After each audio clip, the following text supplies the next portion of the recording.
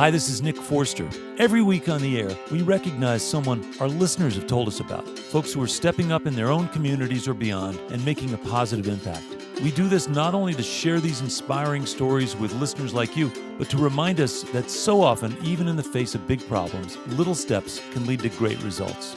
It's the eChievement Award. And here's Helen to tell you about this week's winner.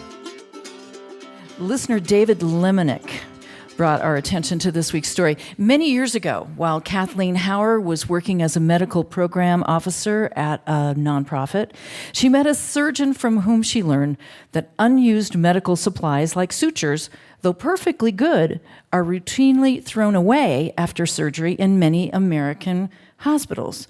Doesn't make a lot of sense, but that's what happens. Now, doing some research on her own, Kathleen learned that there was a tremendous amount of surplus medical supplies of all kinds that could be collected and sent to areas that needed them. So she, with co-workers Emily Solomon and Brenda Smith, co-founded a nonprofit that recovers surplus medical materials that often wind up in the landfill. And then they make them available to hospitals around the world. Now, Nick, Kathleen's here with us, so I'm going to let her tell you more. Right now, please join me in welcoming our eChievement Award winner of the week, Kathleen Howard of Pittsburgh, Pennsylvania.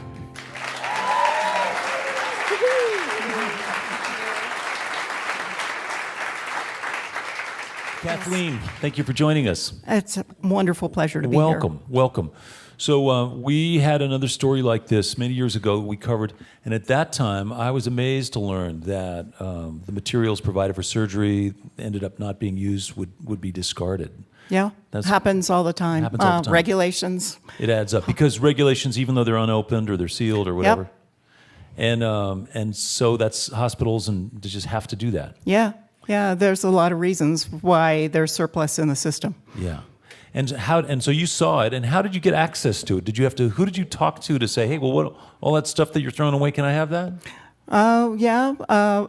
In the beginning, we talked to almost everybody we could talk to in the hospital, and really it was kind of exploratory, like, really, is there this stuff there? And on the floors, the nursing units, the ORs, the emergency rooms, all generate different kinds of stuff. Yeah. So what kind of stuff did you recover? Well, in supplies, we really recover everything you can imagine in supplies because we work with hospitals. So the universe of items is enormous in what we can get, like gauze and sutures and surgical instruments and catheters. I mean, and some really expensive things too, because they just can't be put back into the system. So wild. And so you had a challenge first in getting your hands on these things. Yes. And then second in thinking about where to send them. Well, the middle step is how to sort them all. Right. Because they come in eaches. So for that, we use an enormous amount of volunteers that really are the heart of the organization. Oh, that's cool. And this year, almost 4,000 volunteers come through our place. Amazing. So. And you store it somewhere, right? Well, in our headquarters, we have a huge 58,000 square foot facility. Whoa, wait a minute. We got to get from here to there first. So here you are, it's just you going, I need these things. Oh, yeah. That was over a 28-year period. A 28-year period. To get us where we are now. Wow. So you recover all this stuff, and you started getting it just in onesies and twosies, and you sorted them, found a way to sort of compartmentalize them, and then you found a way to get them to a place where they could really make a difference. Well, early on in Global Links, we started working with the World Health Organization, which is the arm in this hemisphere is the Pan American Health Organization, and they have representation in every country in the hemisphere. And their whole purpose for existing is to support public health. So they were perfect partners for us. And they really had a huge influence on how we work in the public health sector. So you would bring materials to them, and then they would distribute that stuff worldwide. Well, we work in specific countries in this hemisphere for our large-scale programs. I see. And which ones? It's the countries that are on the lower economic level, like Nicaragua, Guatemala, Honduras, Haiti, Bolivia. Guyana, and we have a special relationship and a special love for Cuba. Yeah. We've been working in Cuba since 1994. We love the Cuban people. We love Cuba. Oh, that's cool. Yeah. So do you have to wait till you store up a big amount of stuff before you can distribute it? Do you have to get a container load or? Well, we have in that large facility I mentioned, we have a variety of materials all the time because we also do beds and mattresses and clinical furnishings like exam tables and a lot of primary care stuff. So there's stuff moving through the system all the time. Yeah. And do you get a sense that it's working, that it's helping, it's making a difference? Oh my gosh, yes. Yeah. I mean, in some of the countries that we're working in, you can see the difference in the hospitals. Our first country was Nicaragua, and it was right after the war, and the system was just destroyed.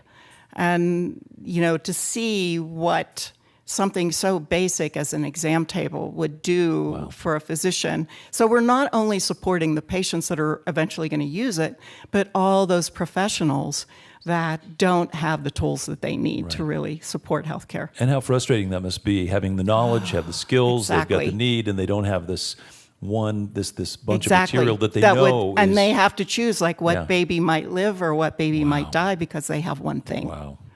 So you mentioned you've got some volunteers, lots of volunteers. Oh my God. The volunteers really are the heart and the lifeblood of the organization. We couldn't do what we do without them. Yeah. They sort the majority of the materials and prepare the supplies for donation.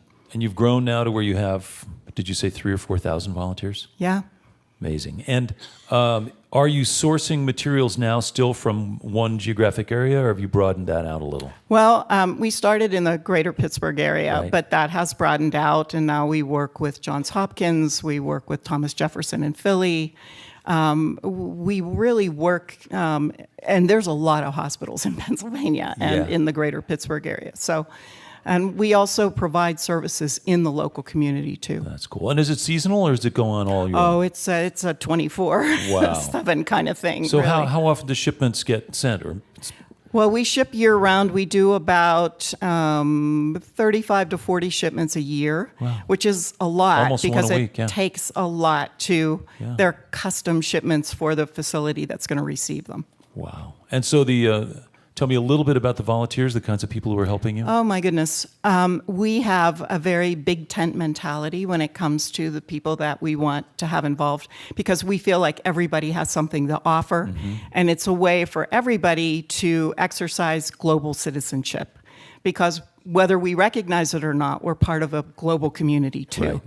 So we have volunteers that range in age from 8 years old that come on family days to 80 years old. We have students with special needs, cognitive disabilities, just every kind of facet of the community, corporate volunteers, high schools, colleges. I mean, it's just a really wonderful thing to bring people together like that. And Kathleen, you've mentioned the growth, you've mentioned the impact, you mentioned that this is really working. It's attracting a lot of people. How do you fund it? If you're getting the stuff for free and you're giving it away for free, where's the revenue come from to keep Well, it the all? revenue comes from supporters, individuals, much like any nonprofit. Right. We write grant proposals, but really the individuals are like a big source of how we're able to do our work. And from the countries themselves, too, that support financially the efforts we have. That's cool. And it's called Global Links is the name of the organization. That's right. And when did you start it?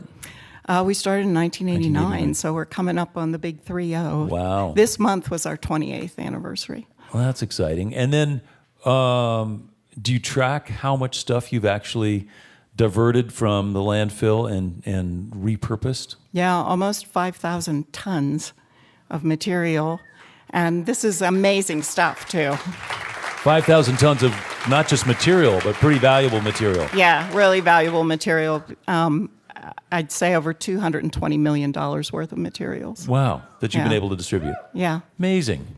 Amazing. And it was just because you're walking around and you said, wait a minute, this shouldn't be thrown out. Yeah. Well, and traveling, you see what the needs are in the countries. And everybody benefits by everybody having better health. It's a global good, you know.